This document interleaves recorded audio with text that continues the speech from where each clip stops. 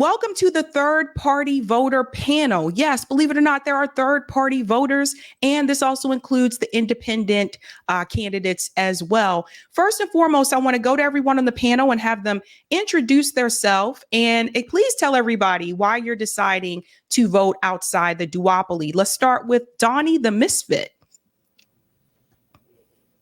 Hey, everybody. I am just a regular old human rights activist that, goes and speaks on behalf of small farmers. I have a little farm myself, and I run a platform called libertyorelse.com.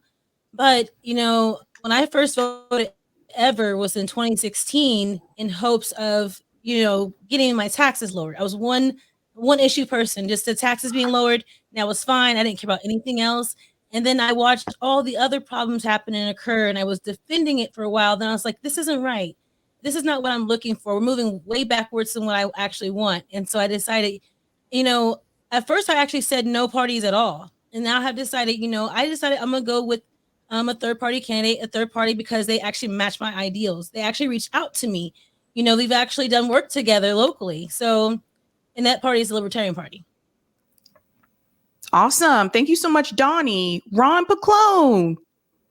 Hello. Good to see you. First of all, thanks for having me, Sabby. I hope the Massachusetts summer is treating you well. And so I mean, first of all, I'm a leftist, which being a leftist in the United States is a lot like being a surfer in Nebraska, and the only way you can get to the ocean is by walking. So it's a bit lonely. It's a bit desolate. I'm a leftist, which being a leftist in the United States. I just heard me. Yeah, I just heard me again. That was weird. I was heckled by my own echo. I was like, what's going on? That's me talking back to me. So I am I'm a Green Party member, and I guess I skipped ahead. We're not supposed to say who yet, or were we? Did I mess it up? Well, just anyway, tell everybody why you decided to vote third, why you're deciding to vote outside the duopoly. So I'm not a big electoralism guy in general. I'm more of a mutual aid, policy, direct action guy. But I do think electoralism is a necessary, albeit annoying, tool in the big toolkit for change. So if it's got to be a necessary tool, I just want to try to use it as effectively as possible. And when we have a complete corporate capture of our government that's embodied in these two parties, we got to try to build an alternative. When you look at other systems, you look at parliamentary systems and stuff like that, they have more than two parties. Even if they have two dominant parties, which they typically do, those parties are pulled to the left by the other parties. The socialists and the communists, they have a couple seats. So their right wing is not as far right as ours, and their centrist parties are actually centrist, and their left parties are actually left parties. So I think that, the third party movement is essential. We got to fight to change the rules because the rules are set up so that third parties cannot really exist. But the only way we're going to be able to change those rules is if we show up in numbers. Well said. Margaret Kimberly. Hi, hello. Good to be back with you. And nice to see others here, some of whom I know already. But I spent most of my life, I was raised a Democrat. My family, basically liberalish Democrats, like most Black people. But as time went on, it was harder and harder to justify voting for this party that did nothing that I wanted them to do. I'm embarrassed to say I voted for Bill Clinton. Please don't kill me. But it's a long time ago now, right? It's 30 years ago, so I can confess. But the Democrats are as much the party of war, the party of Wall Street, the party of ecocide, as the Republicans are. And even on those issues that are important to me, such as reproductive rights or the Supreme Court, they don't even mean it.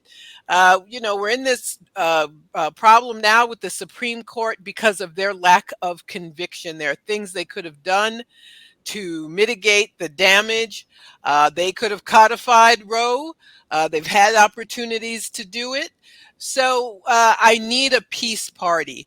Humanity needs a peace party, and I really believe that our survival depends upon turning away from the duopoly and thinking in new and revolutionary ways.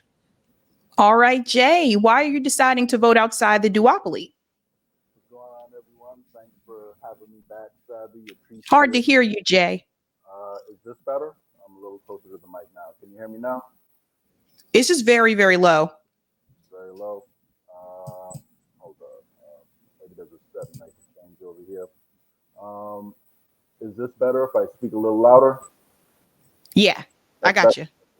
So yeah, thanks for having me back on, Sabby. It's a tough day to be a RFK supporter with all the fake news that's coming out right now, which I'm sure we'll be getting to pretty soon. But my name is Jay Scott. I'm a podcaster, also an independent artist. I have a new single coming pretty soon, Kennedy's the Remedy. Make sure you keep a lookout for that. And the reason why I am deciding to go outside of the two-party system. I would say it started with when I saw them cheat Bernie Sanders. That's when I realized that I couldn't really rely on the Democrats. I've always been more on the left pretty much my whole life. And the COVID response, I would say, was the nail in the coffin for me with the Democratic Party.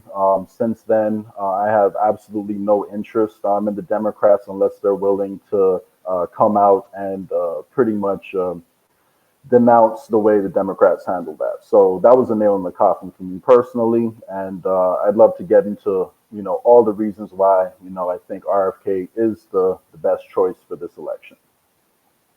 Okay, Professor Anthony Zinkis. Hey, nice to see everybody. Some old friends and hopefully some new ones. I like many here on the panel. I grew up as a Democrat. As soon as I turned 18, I registered as a Democrat. I voted exclusively for Democrats my whole life. I mean, the reason for that is I believe in a very strong social safety net. I have my entire life had really progressive values. And I watched the party move farther and farther to what I thought was the center. And now I realize is the center right, and sometimes the right. As a social worker who has spent my career working with disenfranchised folks who've been victimized by an unequal economy, by racism and sexism and colonialism and all of these things, I kept hoping against all odds that the Democrats would come around, and they've proven to me that they can't and they won't. And they're too much mired in the donor money. So like the first thing for me is that, I'm an anti-capitalist and I see how capitalism poisons democracy. So the only real electoral choice I think the people have to be heard is to work outside of that corporate warmongering duopoly, because it has become clear that no matter what side of the red or blue aisle you are on, your parties aren't listening to you. They'll say whatever they want to get elected, but their donors are the people who call the shots every single time. And I think the last piece for me is, I kind of liken it to the work I've done with folks who are victims of abuse, domestic violence, intimate partner violence, or child abuse, for instance. And that is this hope against hopes that like my abuser will be good to me and they'll, this time it's going to be okay. And I've worked with many people who are in that exact situation. I feel like we as citizens, as voters, when I say citizens, I don't just mean official. I mean, anybody who lives here, to me, is a citizen in my mind, right? That we as citizens don't really have any say in the things that matter most materially in our lives. Now, I say this as a privileged person, wearing my white skin, walking in my perceived male persona, and all of those things. And I think more and more people like me are waking up to the reality that unfortunately a lot of our sisters, brothers, and others who are Black Americans or others have been living with for quite a long time. And that is that this government really, something's rotten. They don't hear us, and they only talk to us when they need to. And that's where I'm at. But I also agree, one last point with Ron. It's not all about electoralism. I strongly believe in movement politics, getting out in the streets, mutual aid, working in our communities. This is one prong in a multi-pronged approach, but that's my journey toward third parties. All right, let's hear who everyone is supporting and why. Let's go back to Donnie. Which third party or independent candidate are you supporting and why? I am supporting Chase Oliver. And, when he was running for his nomination, I was watching him very closely beforehand because, he caused just disruption during the Herschel Walker and in the Georgia Senate race. And he did a great job. He also was out there advocating against Cop City with the people. He gave great ideas talking about, getting rid of qualified immunity. That's really important. You're not holding the state accountable. They're going to keep doing the abuses that they've been doing and continue doing that. Also, I really like that he has been to all 50 states and campaigned before he was even nominated. That's a big deal. That's a commitment. Where a lot of times, the two big parties, they only care more about the swing states and particular states. They don't care about looking at the little guys and everyone else in the rest of the country. I also believe in free markets. I believe in individual liberty and freedom. It's my body. It's my body. It's my choice. It's not the government's. It's mine. It's my property. Same way. If it's my property, no one else has any authority to tell me what I can and can't do with my property. And I feel like we need to get back to that. That's more so closer to the ideals that our country was supposedly founded on. And here we are today, way, way, way far away from that now. And I believe that Chase Oliver is a great person that can go around and spread the message and trickle down that message and wake up more people. And I can pick him up on the phone and pick his brain and ask him questions, even while he was running and busy for office. And that's the kind of person that I want. Not someone who's out of reach, not someone like, oh, you're not cool enough, you're not smart enough, you're not as popular as me, so you don't matter. We need more folks, regular folks, to run for office, because look at who's running for office. These aren't necessarily regular folks. A lot of them rich people, attorneys, and things of that nature out there. I want to see construction workers. I want to see the guy who worked at a restaurant. I want to see the sales guys, just on the sales floor, running for office and actually standing up for us little guys and our liberties and freedoms. Interesting. I remember when Chase Oliver was in that race in Georgia, and he received a lot of votes for a third party candidate. That was when I first heard of him, actually. Ron, who are you supporting and why? I am supporting Jill Stein because she played a song on stage with me before. No, just kidding. But I am supporting Jill Stein. I'm supporting Jill Stein. I mean, she is, first of all, she's a non-corporate candidate. The same can't be said for all the candidates we mentioned here, but she is a non-corporate candidate. She supports universal health care. She supports bold climate action. She is against genocide. She is anti-war. She is pro-peace. She supports ranked choice voting, which is a big mechanism. I mean, the two big mechanisms in changing our electoral system, the big one, getting money out of politics. The other big one is ranked choice voting. The Green Party supports both of those things and has made some strides in both of those things. So I support Jill Stein. Jay, who are you supporting and why?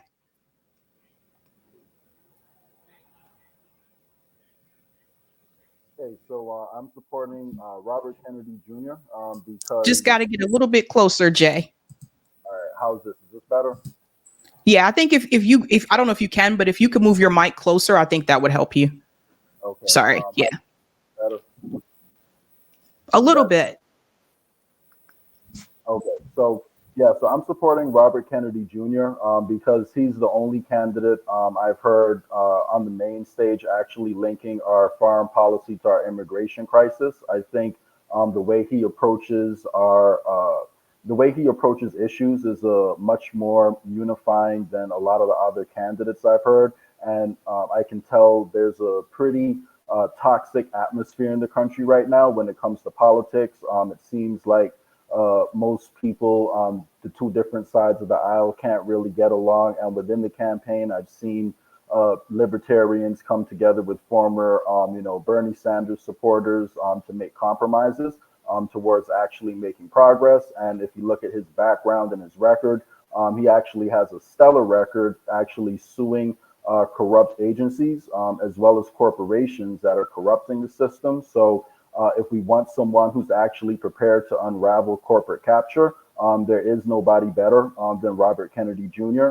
Because he has successfully sued some of the agencies that are causing tremendous problems in the system right now. Plus, he has a bone to pick, with the intelligence agencies, who I think are actually at the core of many of our problems. Because in addition to the money in politics, which Ron just mentioned, I do agree is a big problem.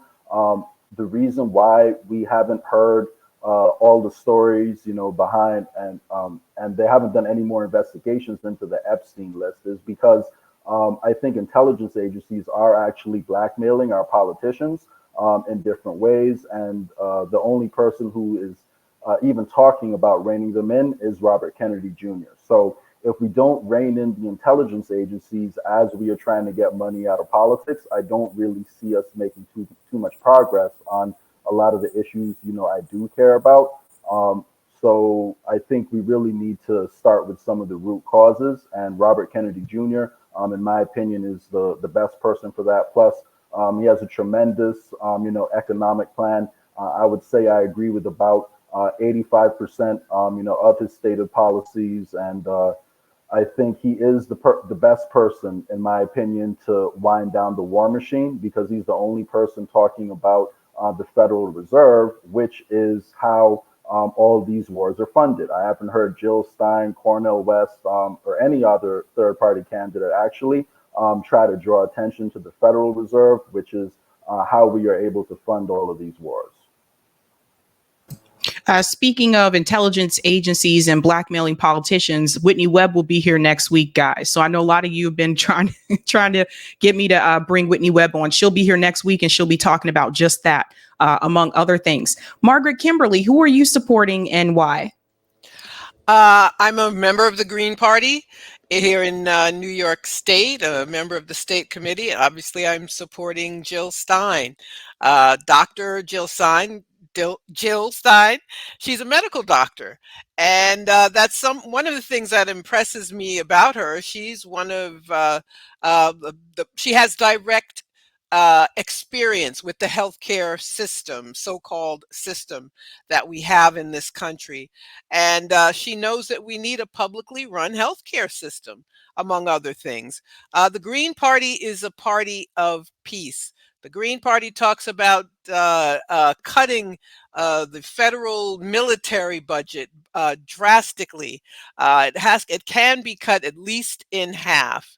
The Green Party and Dr. Stein are talking about genocide in Gaza, are calling it a genocide, the Green Party's calling on the ICC and the ICJ to follow the rules of international law and sanction Israel in any way they can. So we need a party that, and obviously the Green Party is an environmental party. The Democrats are a phony environmental party. Under the Biden administration, there's as much oil drilling on federal land, as actually more than there was under Trump. They talk a good game, but they don't really mean what they say. The fact that the Democrats have particularly attacked the Green Party, taking us off the ballot as they did here in New York, I think is a badge of honor. It's proof they know that people want to hear what Jill Stein and the Green Party are talking about. And for all their talk about democracy, that's actually the last thing that they want. So if anyone's called a Democrat, it should be Jill Stein, because the Green Party platform is a democratic platform that calls for meeting the needs of the people. All right. And Professor Zinkas, who are you supporting and why? I am supporting Jill Stein of the Green Party. I do want to say, though, especially for like Donnie and Jay, I love where we overlap, and this gives me hope that there is that there are people coming at this movement against the duopoly from different directions, because we really need to listen to each other's voices, do things differently, and not be about the team sports, which is what blue and red are all about, but talk about, hey, when somebody has a great idea, we need to incorporate it and talk about it and see where we can work together. Why I'm supporting Jill Stein this time around, and I really truly believe, first of all, I think she walks the walk. She really truly embodies a spirit of activism that has been present in my life for a long time, and that is very meaningful to me. And with the flashpoint moments that are upon us, with the genocide happening in Gaza and the ethnic cleansing extending to the West Bank as well, to see Dr. Stein out there speaking at rallies, protesting, getting arrested, violently arrested by police, um, handcuffed to a chair. She was like isolated for hours. It's not her first arrest either. I think it's important to have leaders who set examples and who don't just spout rhetoric, but put their bodies on the line. I think she's got a very comprehensive program. The Green Party really embodies connecting the dots between things like colonialism and apartheid and climate justice, because they're very linked. And the connection of things like colonialism abroad and what we still have, which is the new Jim Crow and apartheid at home. Jill Stein embraces reparations for American descendants of slavery. And I think that's very important. Something you would think would be a layup for the Democrats, and they don't ever talk about it. It's really confounding. So I think her voice on racial justice is a very important voice. She's for a significant change in policing, which is something that is near and dear to my heart. Anti-war, and backs it up by saying, there should not be a radical view that we need to cut our war budget, our military budget, it's not a defense budget, by 50 to 75%. And by the way, these are things libertarians can get on board with too. Again, there's so many good places we overlap. And I think her views on the economy, not just cutting the military, wasteful military and damaging military spending, but guaranteed federal housing, a living wage. They did surveys a couple of years ago, wasn't that long ago, where most Americans thought the minimum wage should be at least $25 an hour, including Republicans. They had it somewhere around 25. Democrats had it around 27. So we know that we need to be way far ahead of wherever these two parties are right now. And really a plan to eradicate poverty, something I wish I would hear the Democrats talk about. They never talk about it. We had 8 years of Obama, barely mentioned the word poverty. And, we're the richest country in the history of the world. And we have homelessness spiking because of a housing crisis in the past 2 years, in the 2020s. How is this possibly happening? So I really feel like Jill Stein embodies that. And I'm really excited to hear her announcement for her vice presidential pick tomorrow evening. That's right. That panel will be tomorrow night. That's why I won't be live tomorrow night, you guys, because I'll be a part of that panel. Is it you? No. We wouldn't wish that on Sabby. Running for office can't be fun. So That's true. No. It'd be wonderful. No, but I'm curious. So how many of you, raise your hand if you were previously a Democrat? Okay, almost everyone.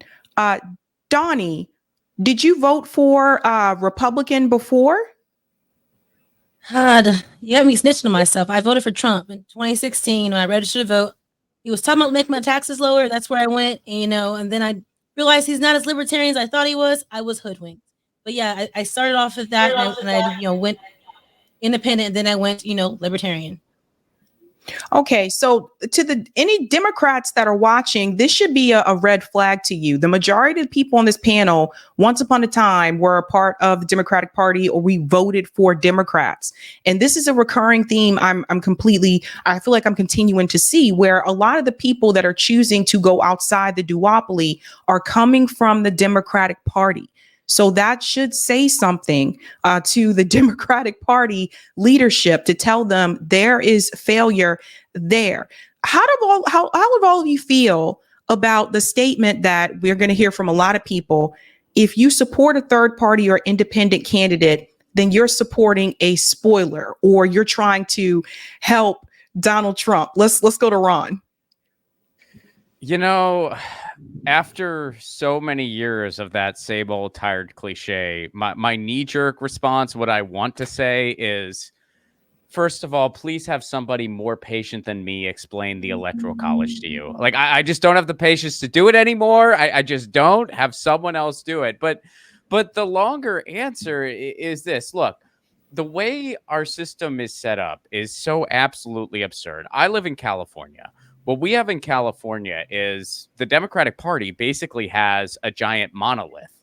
So we have everybody from socialists who are trying to have a progressive takeover of the party to actual Republicans who are saying, oh, yeah, I'm a Democrat, because that's the only way they can run for certain offices and have a chance at winning, just saying I'm a Democrat.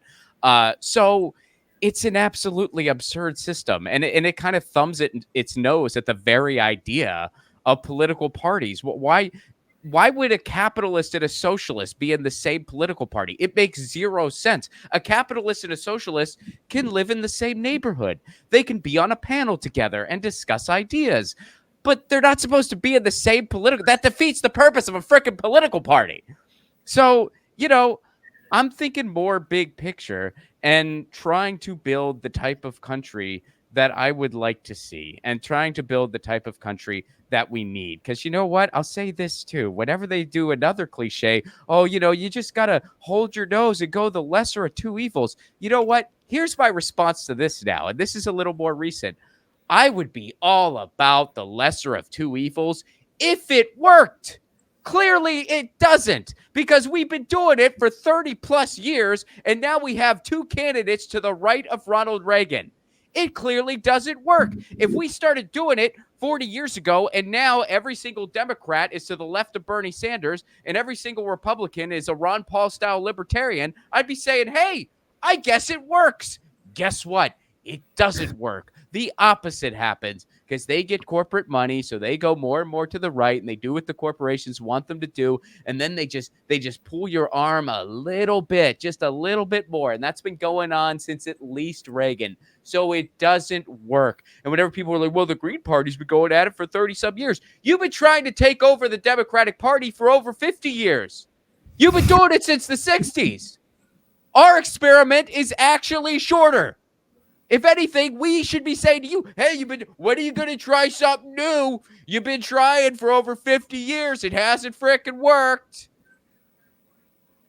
Well said there, Ron. Jay, you're supporting RFK, who I believe, last I still checked, is polling the highest among all the third party and independent candidates. And they've been talking about him for quite a while, ever since he announced he was running in the Democratic Party. What do you say when people tell you that if you support RFK Jr., you're supporting a spoiler? I think that's a completely ridiculous argument, because if you look at what happened in the early 1990s when Ross Perot actually ran for president, in the exit polls, they asked everybody, who did you actually, want to win? And the majority of the people in the exit polls actually said that if they thought Ross Perot would have had a chance of winning, that they would have voted for him. So if everyone voted their conscience back in the early 90s, we never would have had a President Clinton. So I think people actually need to vote their conscience. And I don't see enough difference between the Democrats and Republicans to give that lesser of two evils argument any credence, because, like you just mentioned, Sabby, BlackRock right now is picking out, the economic advisors for Kamala's campaign, right? But now if we go back to the pandemic, and I want everyone who's listening to this, not to take my word, but to go back and Google search this. Go back and Google search Larry Fink, Trump, BlackRock pandemic. And what you will find out is as soon as the pandemic started up, Donald Trump picked up the phone, called up Larry Fink, the CEO of the same person who's picking Kamala's economic advisors, and asked him what we should do for the pandemic response. And hence we got the largest upward transfer of wealth in human history through the CARES Act, which wound up funneling money from small businesses and the middle class up to the big corporations that BlackRock owns. So we have two different parties who go about achieving BlackRock's goals in different ways. And I just don't see enough difference between them. And say, for example, the immigration issue, which I mentioned before, I think if you look at what Donald Trump did when he was in office, he put extreme sanctions on Venezuela. He tried to assassinate the leader of Venezuela. And now we have a bunch of Venezuelan illegal immigrants crossing the border. And Biden implements a catch and release policy and pretty much opens the door, like to Central and South America for people to just walk in without us actually knowing who's coming in and out the country. And you would think that the Democrats would be able to say, we should know who's coming into the country and we should have a closed border. But for some reason, they can't say that. And I'm an immigrant, so it's not that I'm against all immigration. I just think that we should know who's coming in and out of the country for our own safety. So I think the polarization that we have in politics, and this politics of fear, where if Trump gets elected, slavery is coming back, and if Kamala gets elected, communism is coming, and this is what you hear from both sides of the aisle. I think it's ridiculous, and I just think they're two hands of, two wings of the same bird. So I don't see enough difference between them for that argument to hold any credence, in my opinion. All right, Donnie, how do you feel when if people tell you that if you support a third party or independent candidate, that person is a spoiler? Well, one, I would ask them, when's the last time y'all been winning? I mean, the people have been winning anything for a very, very long time. So if you're saying that you're cheering on the Saints and you're cheering on the Houston, your team, they win the Super Bowl, right? One of them won the Super Bowl. They get the rings, they get the money, they get the glory, and all you did was on the team. We haven't won anything. And I'm going to use what Chase Oliver always likes to say: how can you spoil something that's already rotten? Right? The Congress has low approval ratings. Presidency has low approval ratings. We have all these low approval ratings. So people aren't happy with this. You look at other pollings, a lot of people are going independent. A lot more people are going a different direction. But I think a big thing is the fear part. A big thing I think that we have to do is start giving people courage. A lot of this, the authoritarians like to use the fear, right? So we have to do this courage part. Show them the little wins. Voluntarism, start volunteering and showing things around, showing how it can actually work and people get more comfortable. Like I said earlier, I work with small farmers and we have events and we've invited the Texas Libertarian Party to the events and they have a discussion. We don't always agree on things, but they realize, we're looking at policies that affect us at the state level and at the federal level, and whose names are going on those policies. You see Democrats' names on there and you see Republicans' names on there. And they're like, well, we are politically homeless. What do we do? So you find people who don't know where to go, right? And then you present them the solution. So if we want to start winning something, we have to start winning for ourselves, not just for the lobbyists and then those who are in control or politicians. Because at the end of the day, the government's winning. It's not the people. Well said there. Professor Zinkas, what do you say when people say that you're voting for a spoiler? I look at it two ways. First is, I'm kind of tired of this piece of trying to explain math to them. Because, this is their automatic response from the Democrats, right? So they'll, a vote for Jill Stein is a vote for Trump. So on its face, that's just farcical. It's not real. It's not a thing. It's something they say, and they hope they repeat enough that people will believe it. And you see a lot of it. Listen, a lot of them are on the troll farms. You can see I've gotten good at telling which accounts are trolls, but you see a lot of other people repeating it as well. So just the math doesn't work out. A vote for a candidate is a vote only for that candidate.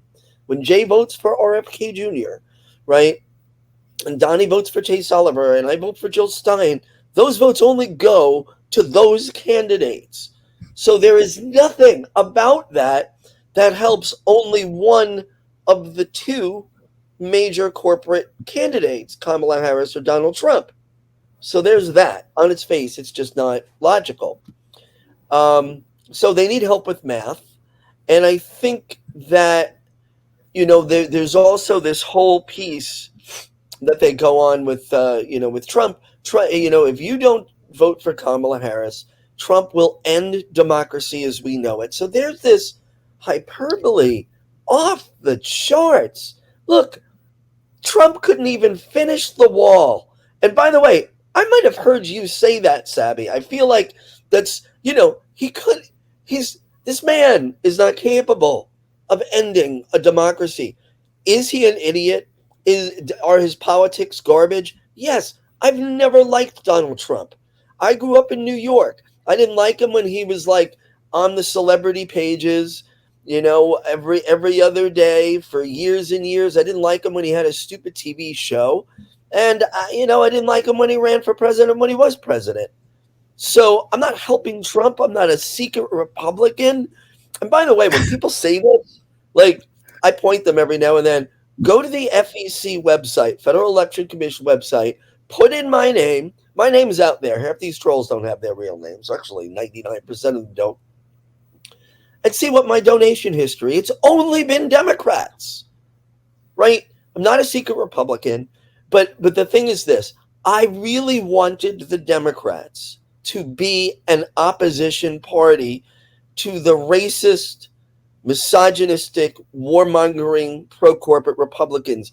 I wanted that badly, and they have shown that they are not. They are not willing to fight on anything. They will fight to arm Israel. They will fight to arm Ukraine. They will fight to give Raytheon more money. Joe Biden put a Raytheon board member as the head of the Secretary of Defense, right? They'll fight for their donors. They don't fight for us. So, in a way, the second part of my answer is, yes, indeed, I'm a spoiler. I want to spoil the party that is a faux opposition to the horrible Republicans, because the only way we're going to make progress in the country is if we have a good opposition to the Republicans and can push them away, because they don't represent their voters' interests either. And this whole thing about democracy, the last point, the Democrats are spoiling it for themselves. The Democrats were spoilers of their own election in 2016, when Hillary Clinton refused to go to Rust Belt states, when she ignored the needs of black voters. I mean, I'm saying this as a white person, but I've read enough and spoken to enough folks who are like, what has she done? There was an article called Many in Milwaukee Did Not Vote and Don't Regret It. It came out in 2016, a week or so after the election when Hillary lost that very winnable race. And they went to a black barbershop, right? For those that don't know, it's like Town Central. Everybody sits there, has conversations. And all of these men were like, yeah, we didn't vote Democrat this time. We don't regret it. They offered us nothing. So Democrats have spoiled it for themselves. Joe Biden came in and had an opportunity to be a transformational president and wasn't. COVID, I know we all try to forget how terrible it was a moment. And he didn't meet that moment. And so, yeah, in a way, we're trying to spoil, if Chase Oliver said this is great quote, an already rotten system, and so you got to clean out the refrigerator every now and then, or else it gets the smell. So that's what I'm doing. Margaret Kimberly, the Green Party gets this a lot, that they are spoiling things for the Democrat candidate. How do you feel when people say that? Good. We need to spoil things for the Democrats. Democratic Party needs to go. It must be defeated.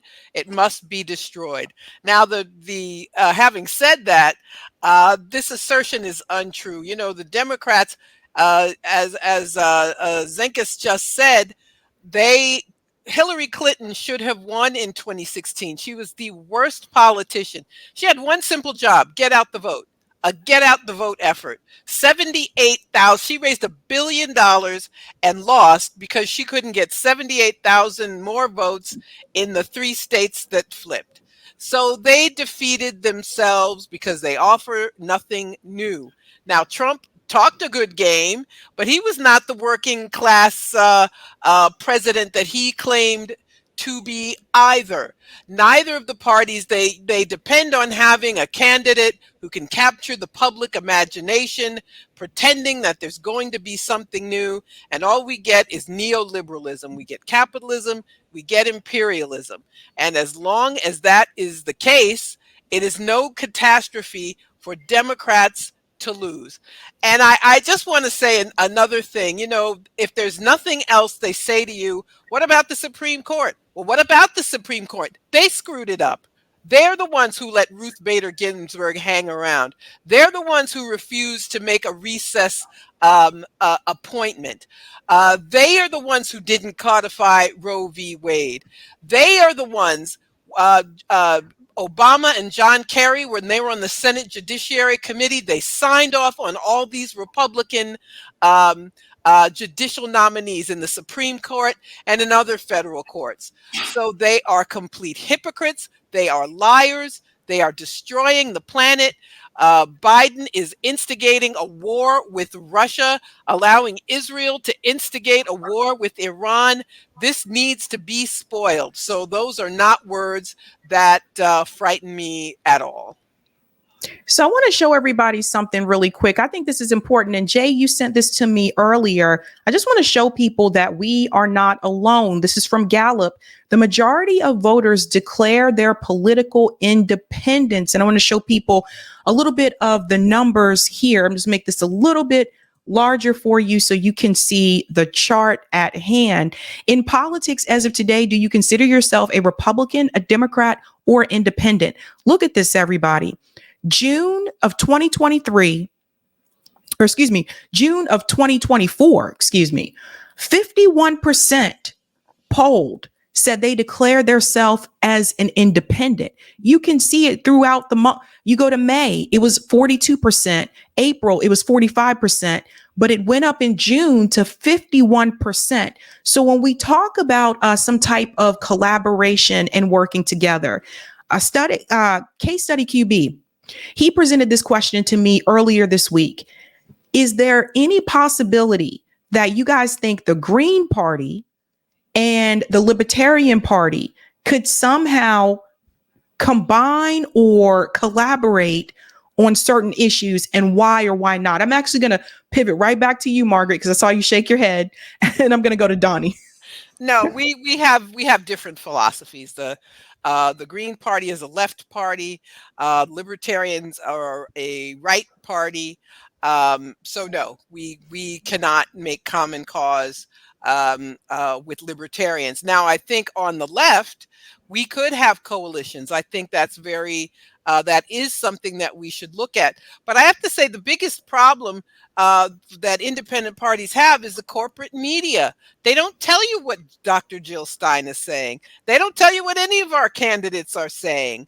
And then they declare, well, they can't win. Well, they can't win because nobody knows what they're saying, or not enough people know what they're saying.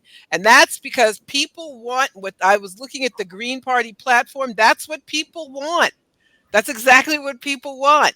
They don't want the lies of the duopoly. But yes, I'm all for coalitions, but we should have a left coalition, and that means not with the libertarians.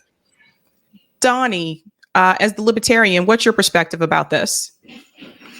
I think her perspective is fair, because the big thing is with libertarians, we don't want to use the government to solve a lot of problems.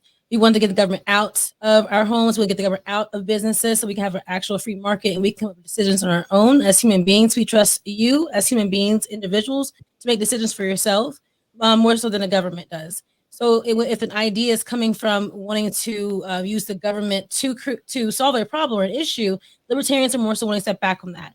We want to focus more on decentralizing, going more so local, and start solving local issues. Like we're saying, we need more sheriffs, and focusing more on our judges, focusing more on things that really matter close to home to us. You know, this is a presidential election, but the big thing is we're really much so against big centralized government. We want to tear a lot of things down. We want to get rid of the Fed. We want to get rid of the banking, the big banking system. We want to really just get out of y'all's way, and you gotta let y'all live your lives the way you want to. You know, I may have a personal belief that may be different than my than Chase Oliver or, you know, one of you guys up here, but I wouldn't want to use the government to force my belief on you. Well, that answered that question. I actually said the same thing to Case when he asked me that question earlier this week, because, you know, there was a rally, and I have to ask the question about this. It was the Rage Against the War Machine rally.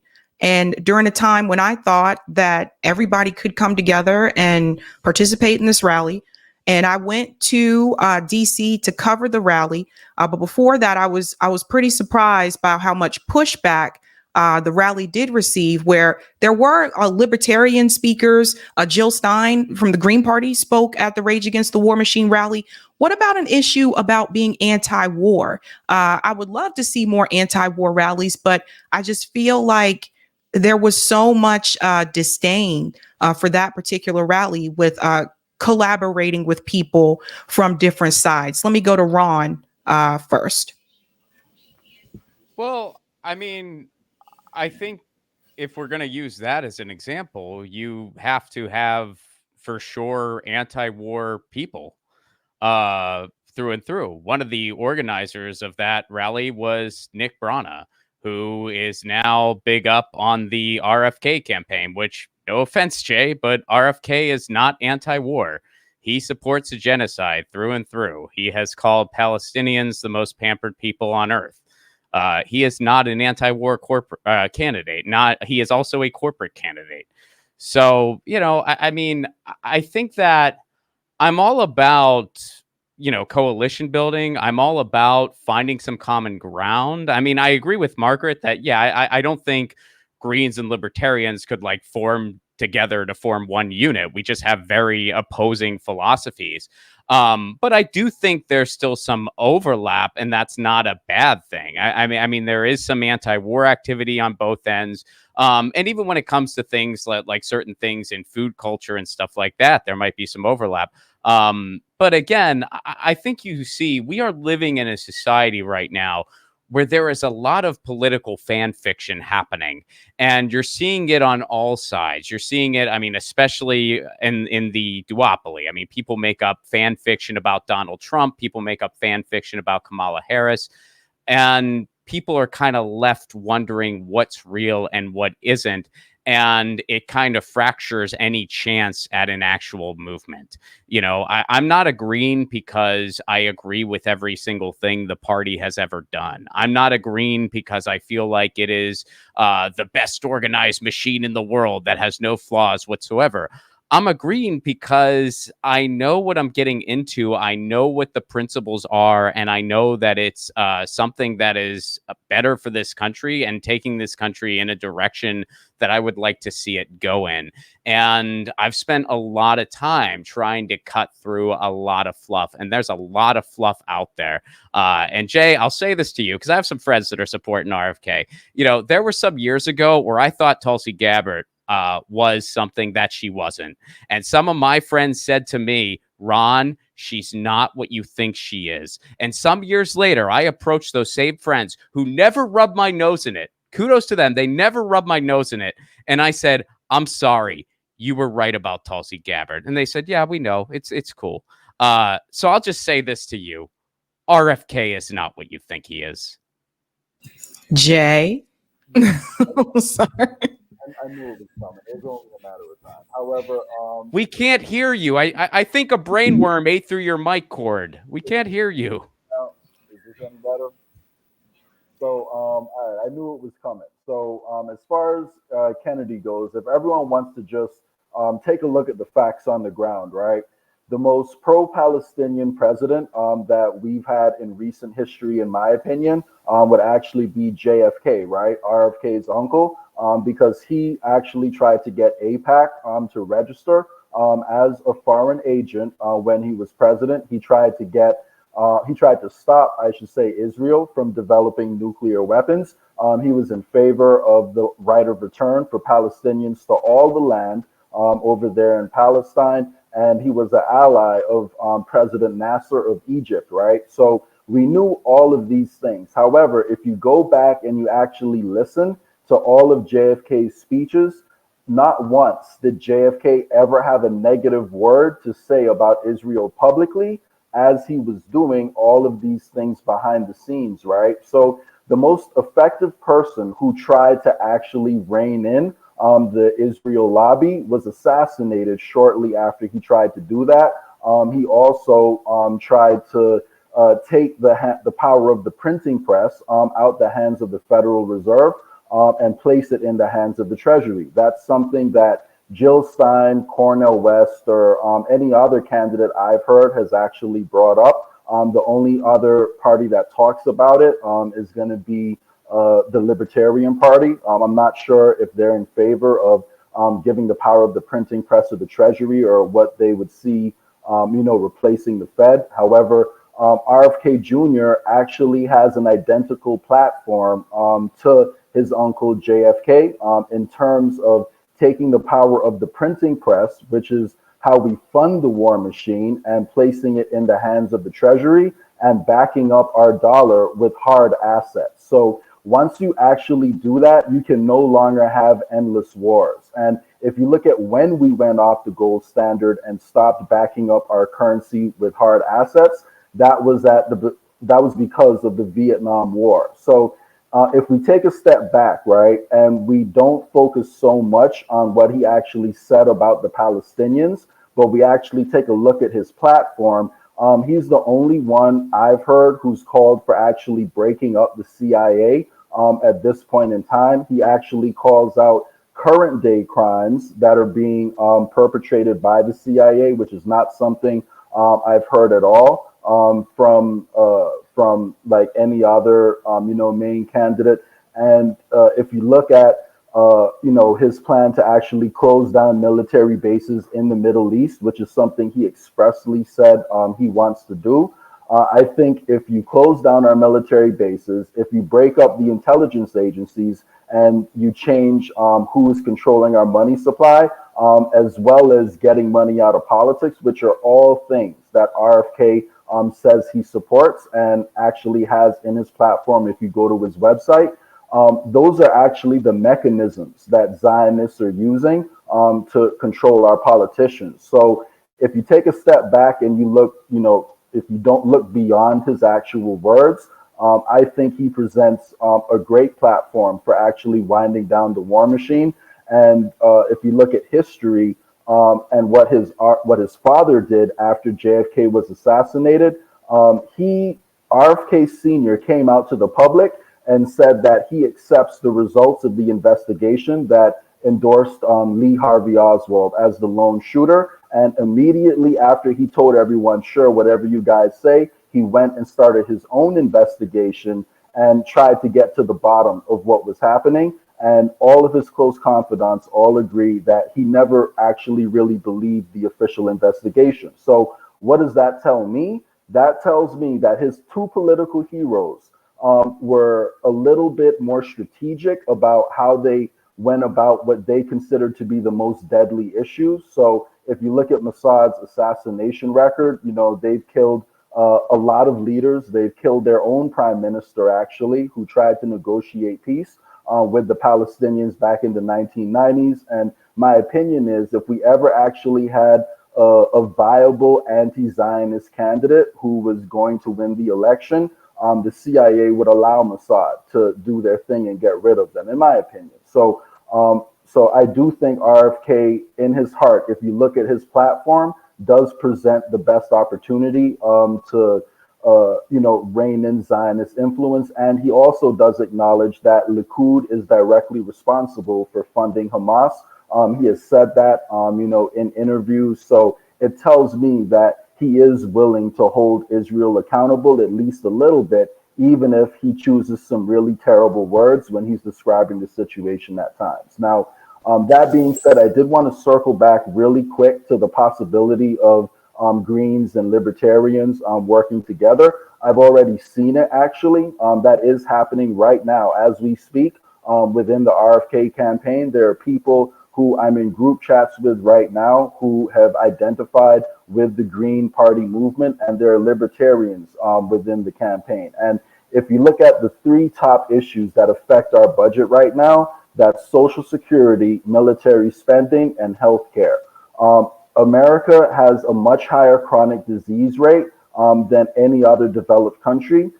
So I do think there's definitely a possibility for libertarians and Green Party folks to come together to wind down the war machine and try to figure out why exactly we have all this chronic disease happening.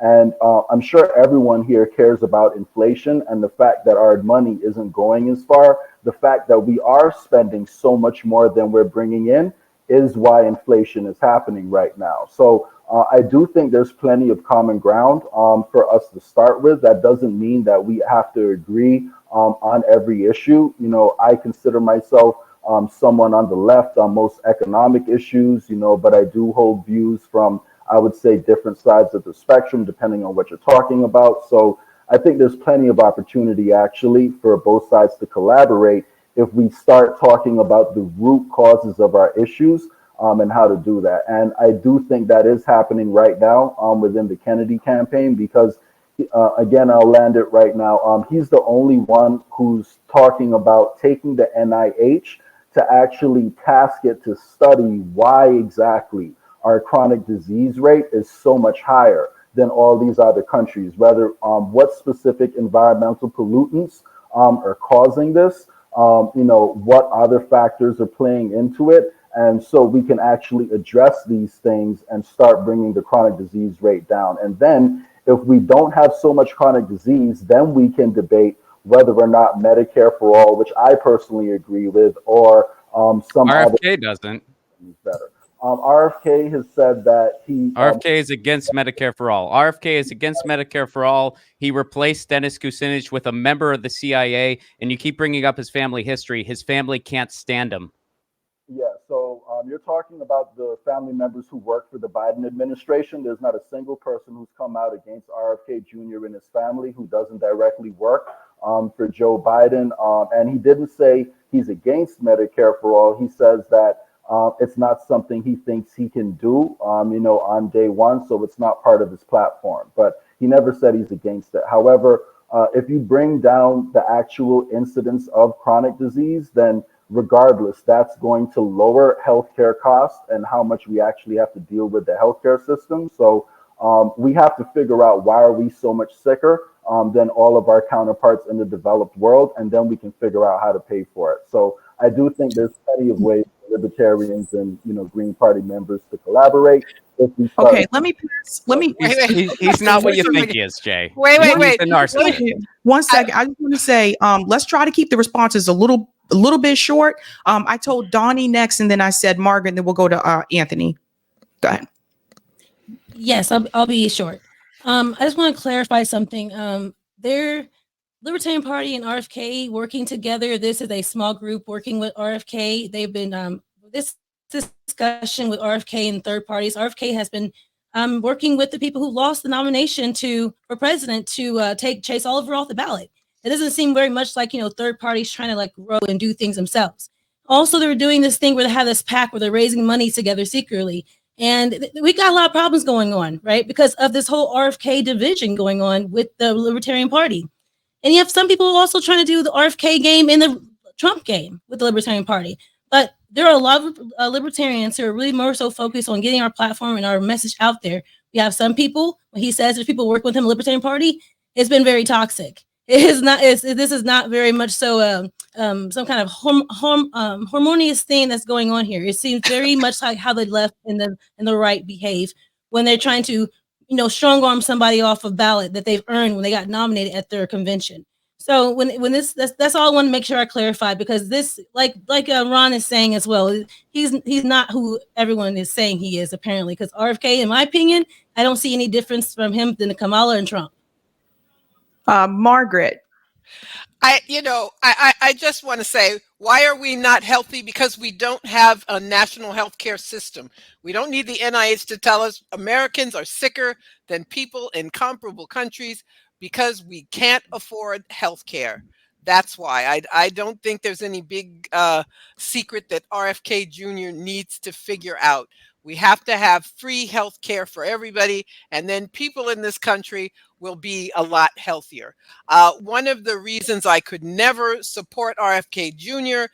Are the things he has said: unconditional support for Israel. That means unconditional support for genocide. And we have to say no to billions of dollars that could be used here, being used to murder people, parents identifying their kids' body parts, Israel trying to instigate the U.S. to go to war with Iran. I could never support anyone who said unconditional support for Israel. It's a deal breaker for me. And that's one of the reasons why he can't win, because the issue of Gaza is one that's going to kill Kamala Harris's campaign. Thanks. I'll add in here a little tidbit for those who are not aware. When I interviewed Dennis Kucinich, he told me that RFK Jr. always was this way.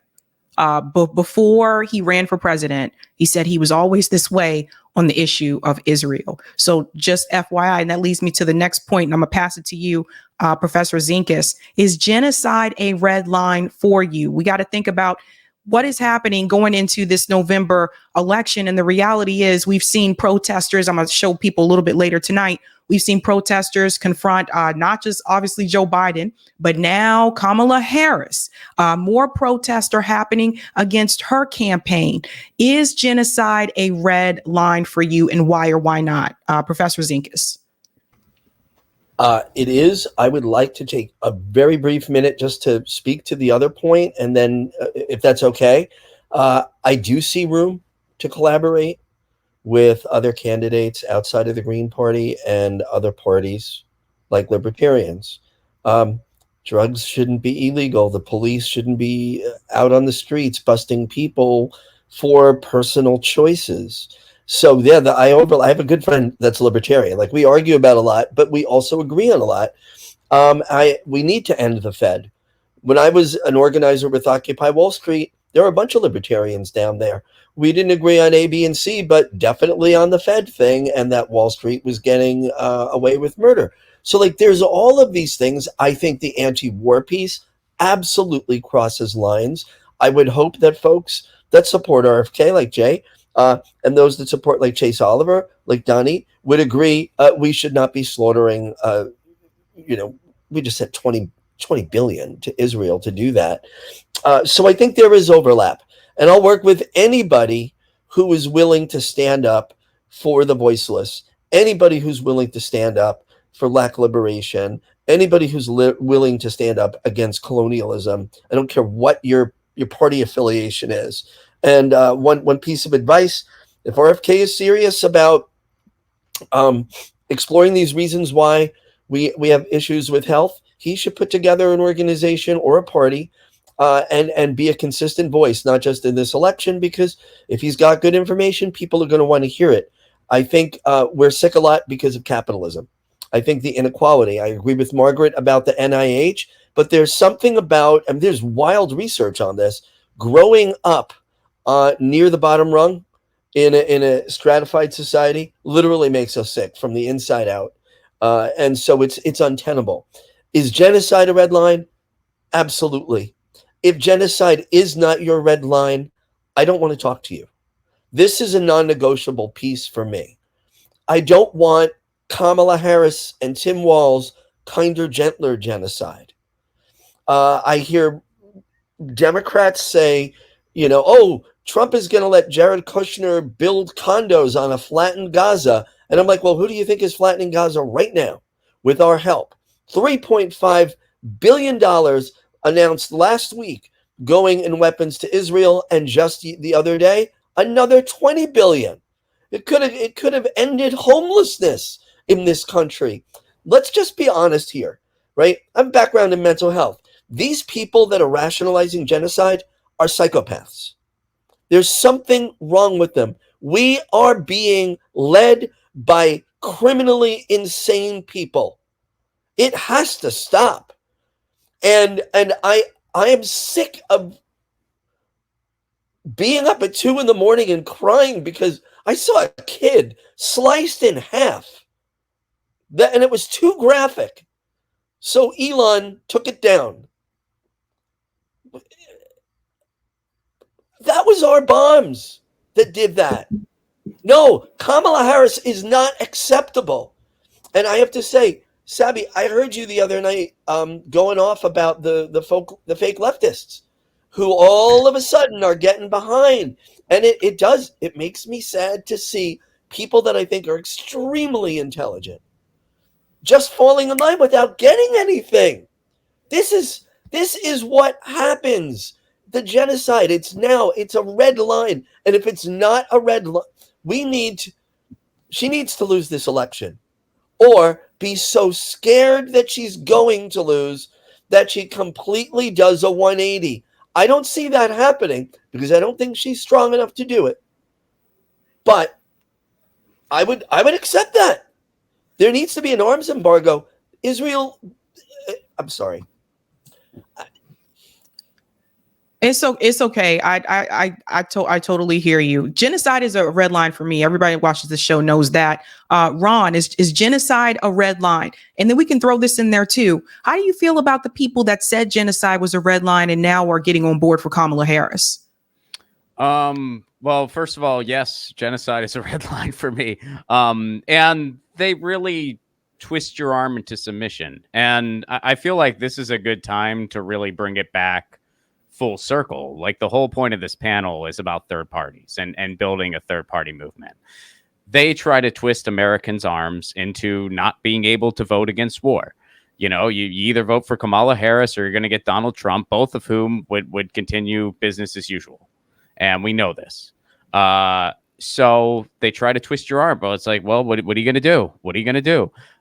If we had a more representative system, if we had other parties that actually had valid electoral power, they would have to, I mean, you know, you wouldn't be able to have only pro-war options. You would have like people that would have to actually be real centrist. The Democrats are not centrist. They would not be considered a centrist party in any country other than this one. They'd be considered a right-wing party. Even in Canada, they'd be considered a right-wing party. And I even think people abroad don't realize how extreme our politics are. I had somebody who, you know, follows our news pretty well, but they still aren't on the ground here, so they don't really know what it's like. They tried to explain to me how Kamala Harris is a social democrat. There is no metric by which Kamala Harris would be a social democrat.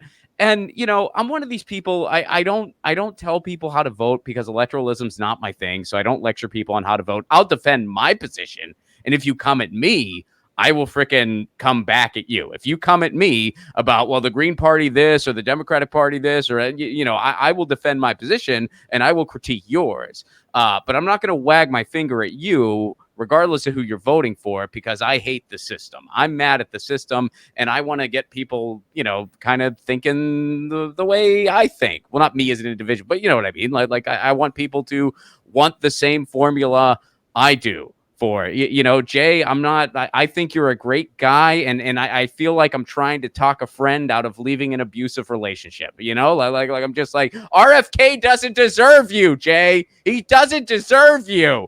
And Donnie, I hope maybe you'll give some lefty ideology some thought. I know you're in the libertarian camp, but you know, I mean. We want to build a better government. That's what we want to do, to put it simple. So yeah, I know I kind of got off topic there, but I think that really at the end of the day, when you look at it through the lens of war, an endless war, and we are an empire fueled by an economy of war. The only way to break up that economy of war is through organized movements, through mass mobilization, through strikes, through protest. I mean, if we had true organized labor and just had a general strike, that would change everything. And from the electoral side of things, ending money in politics, getting ranked choice voting so that we have a more parliamentary style system. That's the only way our politics from the electoral side of things will ever get better, because you have parts in this country that are just run by the Koch brothers, where even the Democratic Party is just an empty husk. And then you have places like my state in California where there's a monolith on the other side. It's not a frickin' democracy. Okay, let's pass it to Jay. Jay, is genocide a red line? Wait, I had to go, you guys. I had to put the J's up before it's too late. So thank you all so much for having me on. Jay, Ron's correct. You're an amazing person. I'm just that person you're supporting. That's who I'm going after. I think you're awesome. Thank you all for having me. Y'all take care. Thanks, Donnie. Bye, Jay, Donnie. is genocide a red line? And we should be wrapping up pretty shortly, but is genocide a red line? Yes, genocide is a red line for me, which is why I'm supporting the only candidate.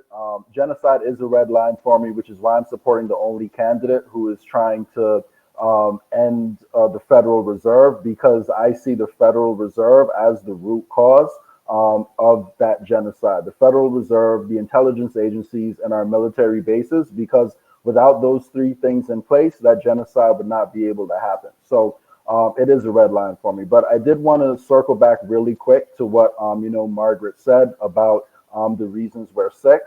If you look at the approved chemicals that are allowed inside our food, we allow a lot of poison into our food over here in America.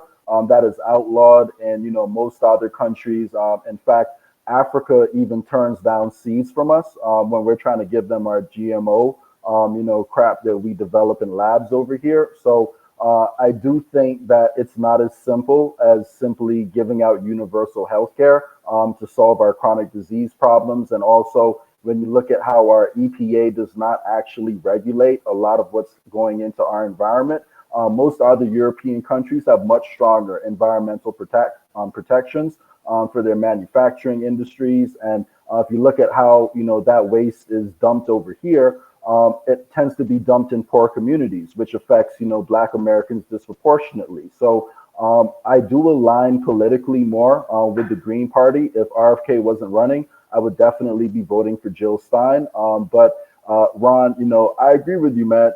I do think RFK could tweak some of his issues, but if you look at the man's record, he is a man of the people, man. He has been suing big corporations. He did get arrested when he was in Puerto Rico trying to clean up on the environment over there. He's single-handedly responsible for, not single-handedly, but his firm was the reason the Hudson River was cleaned up. So if you go take a look at his record as a lawyer, he's actually done a whole lot, for disenfranchised communities. So I have no problem saying that he does deserve my vote. I think his story of coming back from addiction and making something productive out of his life is an inspirational story that more people need to hear. So I got to disagree with you. He is a good guy, and I think we're going to regret it for a long time if we don't take advantage of this opportunity and get the highest polling independent, in our lifetimes into office right now. And really quick, then I'll land. Libertarians and Green Party people can agree on ranked choice voting, independent districting.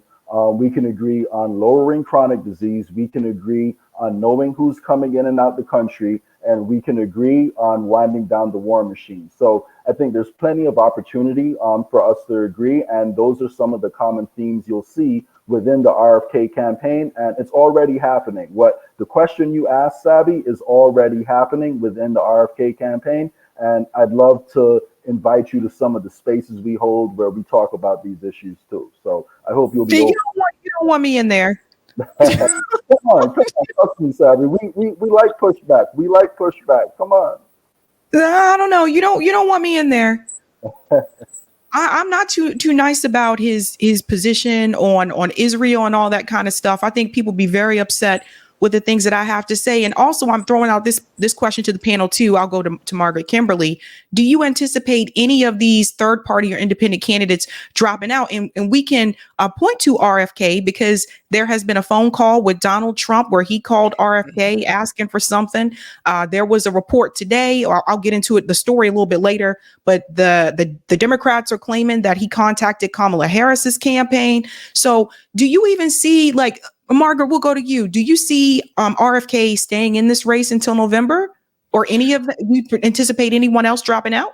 I have no idea what RFK is going to do. He was in it to win it. Now he's calling Trump, calling Kamala. I have no idea what he's going to do. The Green Party is going to be in it. Jill Stein is going to be in it. And the Greens, we are committed to justice, to peace, and to saving life on this planet. So the Greens are not dropping out. We are fighting back all the states where Democrats tried to get us off the ballot. We're going to do write-in campaigns. We're not going anywhere. I don't know about anybody else, but the Green Party isn't going anyplace. Ron?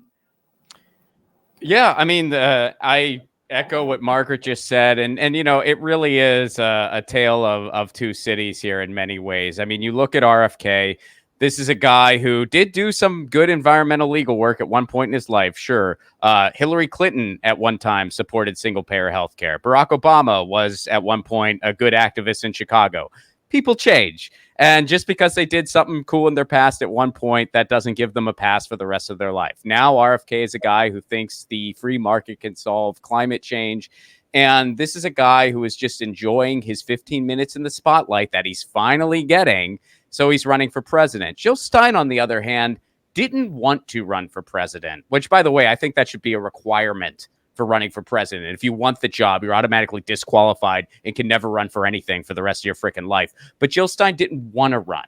They were trying to build something with Cornel West. He left the Green Party. And if Jill Stein didn't run, they were going to lose millions of dollars in ballot access. They had to run somebody. And they had a conversation with, it was between Jill Stein and Ajamu Baraka. Neither one of them wanted the gig, which I think is a sign of leadership. They talked it out. Jill had to take the gig. I can't verify this, but honestly, I think they flipped a coin and Jill lost. That's what I think happened. I think they flipped a coin and Jill was like, damn it. She had to do it. I can't verify that. But she's running because it has to be done. And that's signs of a good leader. So I am proud to vote for her again. I've voted her for her a few times now. And I'm voting for a better tomorrow. I'm voting for a better system. And that's why I'm a Green. All right. Professor Zinkus, do you anticipate anyone dropping out before November? I mean, I wouldn't be shocked if RFK dropped out. We're not trying to beat up on Jay here. I just said I wouldn't be shocked, but I will make no predictions. But, I'm really laser focused on the moment we're in. I know Jill Stein won't be dropping out. And again, very excited about the VP announcement on Friday for the Green ticket. I have followed Nora Ericott on Twitter. She's a professor, a Palestinian American who's been very, very outspoken on the genocide, and also not just that, but even before that, the apartheid that is happening in Israel and Palestine. And she mentioned that she had been approached. So I don't know who Dr. Jill Stein is picking or has picked, but reports are that it may be somebody who's Palestinian American. Now, this is not about identity politics to me. I think all of us here, I'm not speaking for anyone, but just I kind of know we're not down with the identity politics piece. That's not what this pick is about. It's about giving voice to a moment. We've never been faced with the ability to have such an impact on the lives of so many people. And I'm thinking of those folks in Palestine. And again, I agree with Ron, electoralism isn't it. It's not the only way, right? And I know other folks agree with that as well. But we are in a moment, and I believe that Jill Stein and whoever her pick is can use this platform and this race to give voice to a movement against not just the genocide that's happening, but colonialism in general, the exploitation of the global South, of the continent of Africa by Europeans. I mean, it's just mind-boggling. This whole house of cards, from France and what they've been doing, and you know what Belgium did, what the UK did, to the global South, this has to fall, right? Because it's just brought nothing but death and misery and thievery for centuries. We're done. We're done with it. And we're done with folks like Hillary Clinton and the slave market that she turned Libya into with Barack Obama's acquiescence, even if he was potentially not for all of that. He was president. He let it happen. These are inhuman things.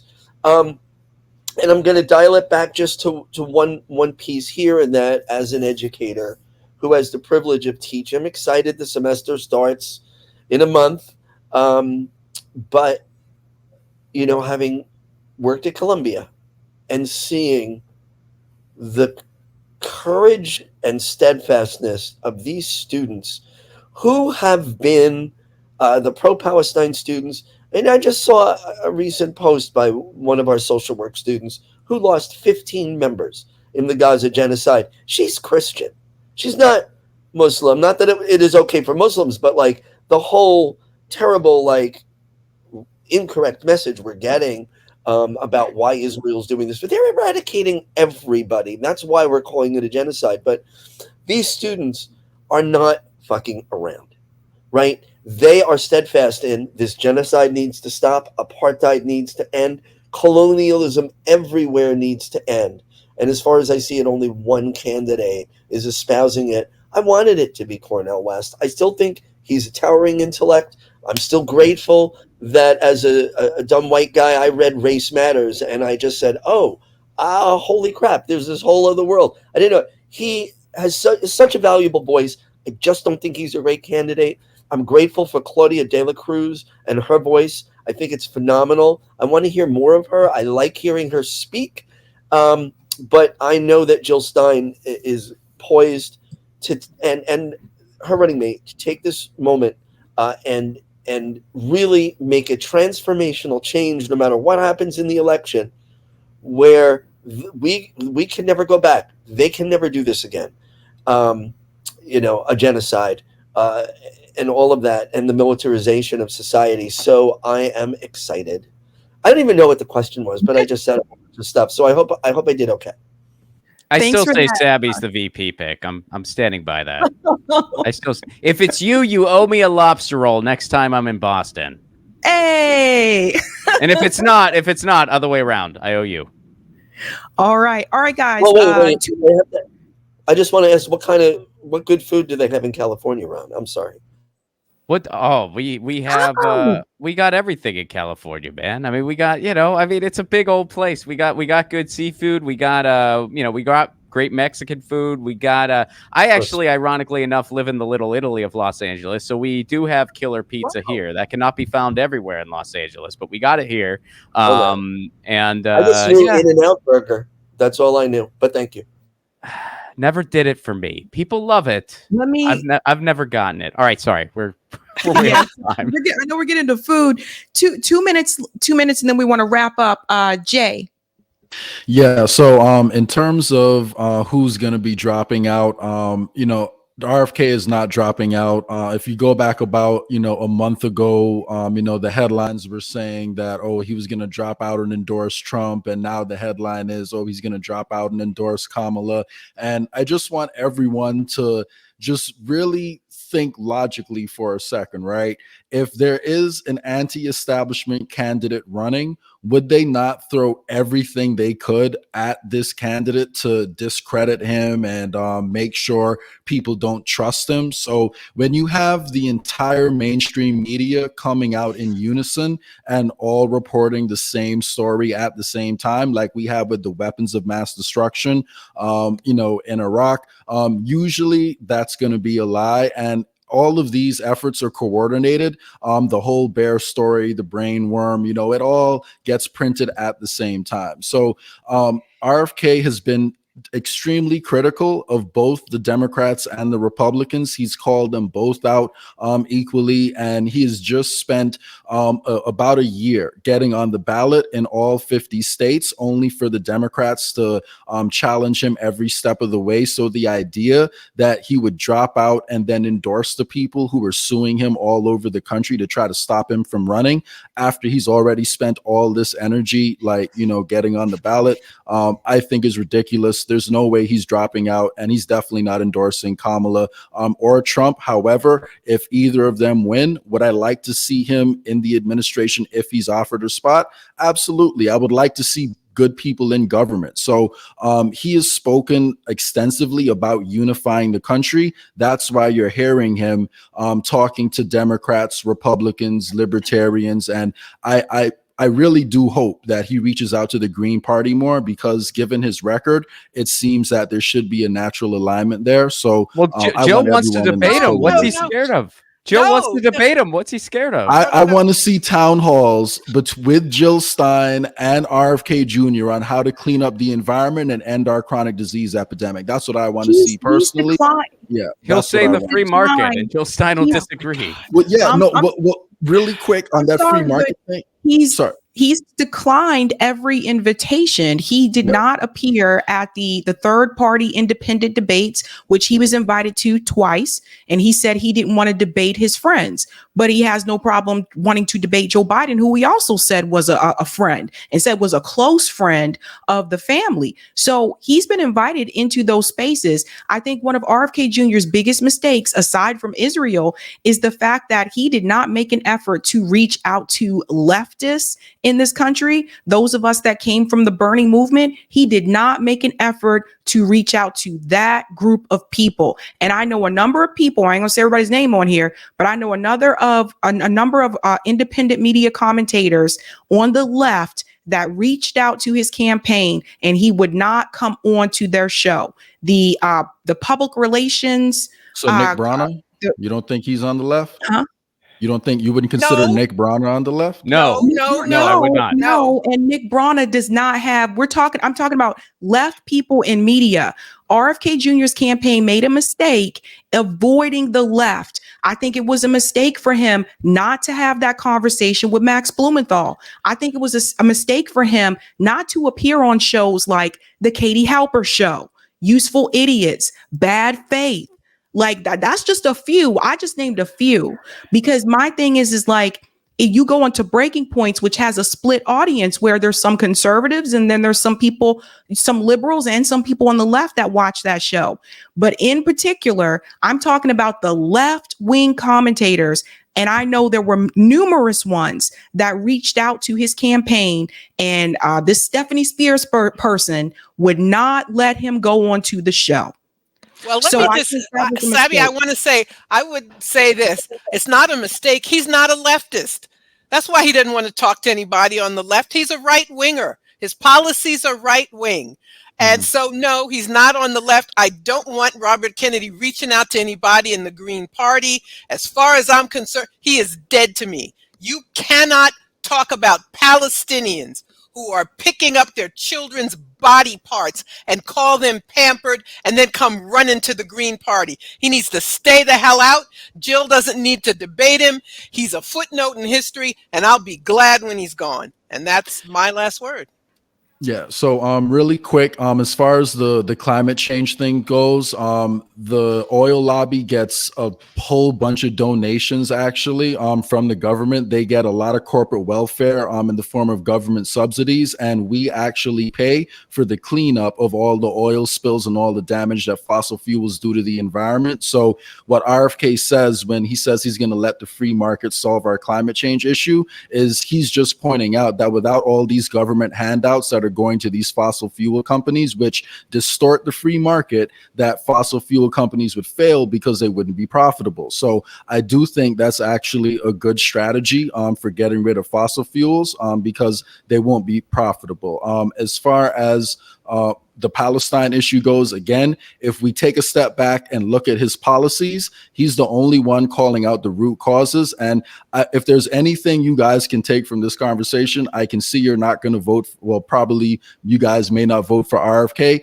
I would just ask you to bring up to the Green Party, why is it that you guys don't care that Zionists control our monetary supply? And why is it that neither Jill Stein, Cornel West, or anybody else on the left has any problem with central bankers controlling our money supply? And why isn't it in the hands of the Treasury? I say we get back to what JFK was doing when he was in power, and that's RFK's platform today. So that's my opinion. Well, I will say I've called out central bankers on this show multiple times, and I've shown the hierarchy system when it comes to who's really running things in this country multiple times on the show. So I don't know about that. I mean, I'm not a member of the Green Party, but I will say this. I think that, again, that does not excuse this support of a genocide. That does not excuse that. That does not excuse him going on to breaking points and calling them pampered. That does not excuse him tweeting out, give Israel everything that they need right now to get this done. That doesn't excuse that. And I've watched him tell a number of lies on Israel about Israel and Gaza on multiple interviews where he knows that people are not as knowledgeable about that discussion or that subject, and they can't push back as effectively as someone like a Max Blumenthal or someone like an Aaron Mate or someone like an Anya Pyrampil, because they have been there and they have documented this. They've been talking about it for years. He did speak to Dave Smith, though. Dave Smith is pretty knowledgeable of it, of the Palestine-Israel issue. But I do agree, he did not reach out to the left as much as he should have. Dave Smith does not have as much knowledge and information about this particular topic as the three people that I just mentioned who have been there and have written books about it. Yeah, so you that's see, that's the difference. Yeah. Can I say one thing, and then I actually have to run. I have a set, but Jay, and again, I'm not picking on you. I want you to leave your abusive relationship. I'm like trying to talk a friend out of leave. He never texts you back. He never calls you. Whenever we talk about Jill Stein and her policies, one thing that none of us had to do at any point throughout this entire discussion was tie a bow on things she has said, because everything she has said, it's right there. It's point blank. It's very clear where she stands. And she is incredibly careful with her words. She has talked the talk and walked the walk for years. And that's the type of thing I want to see in a political leader. Whenever it comes to RFK, every single thing you said, well, what he means is this. He did say he's not for Medicare for all, but what that means is, well, yeah, he supports a genocide, but what he really means is this. When you look beneath these layers and look at his family history, that has nothing to do with where he is now, other than the fact that he was born rich and never had to do a damn thing in his entire freaking life. Look, man, you got to ask yourself, why is it I have to tie a bow on everything this guy has said? The reason is because he's not what you think he is. He's not what you think he is. He's not what you think he is. Listen, I understand. And the Green Party would love to have you. Listen, the Green Party would love to have you. I understand why you say that. And if RFK wasn't running, I would be voting for Jill Stein, without a doubt. I would be voting for Jill Stein. But I do want everyone to really just remember, one thing. If RFK Sr. and JFK are his heroes, I think we need to look at how they handle things to get a better understanding of why RFK Jr. is the way he is. But I would be voting for Jill Stein if RFK wasn't running, and I do align more politically with a lot of the things the Green Party stands for. So, I hope he does reach out more to the Green Party. Jay, all right. When he sells out for whatever crumbs he's offered, you owe me a lobster roll. You owe me everyone here is I'm gonna win a lobster roll from everyone. Well, I might owe you one. I don't know. I'm allergic to seafood, so you got to get me something else. I'm a vegetarian. You're getting a vegan roll, Ron. But I got you, man. I got you. No problem. All right, deal. All right, guys, thank you so much for joining me and having this conversation. For those wondering, I did reach out to Claudia De La Cruz supporters as well as Cornel West supporters. Hopefully they'll be able to make it the next time. But thank you guys so much for doing this.